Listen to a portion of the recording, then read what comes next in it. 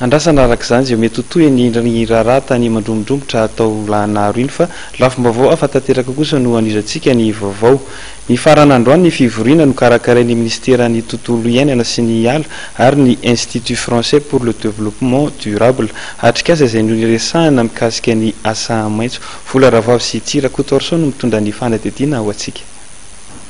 Io no teboka no alalininy nandritry ny atrikasa nandritry ny efatrandro teto amin'ny Bisakorondrano ary nandraisan'ny tompony andraikitra ny ministerany tontolo iainana fiarahamonim-pirenena ary ny sehatra tsy miankina avy amin'ny firenena eto amin'ny Oseanina Indiana sy Afrika Anjara.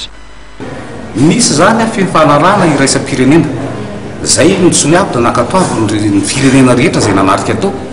fa eo zany mbola tsy hita hoe aiza moa ny tena hoentin'izay fanarahana zay amin'ny famelomantena, aiza ny hoentin'izay any amin'le fanatsarana le fatenana tao anatin'izay efatrandro zay zany dia nandinika hoe ahoana reny ametrahana asa mavelona, asa zay mitondra vokatra ho isam-pianakaviana ho an'ny isa-tokantrano zany mba afahana ihany koa sady voary ny tontolo iainana nefa fa tsy simbany nefa misy le fandrosoana tao anatin'io zany voaresaka atao ny hoe énergie renouvelable tsy dia loatra mandinika zay ny teny malagasy voaresaka atao koa zany amin'ny resaka le hoe na io fiatrenan'le hoe fako déchet io zany dia io afaka alokafana asa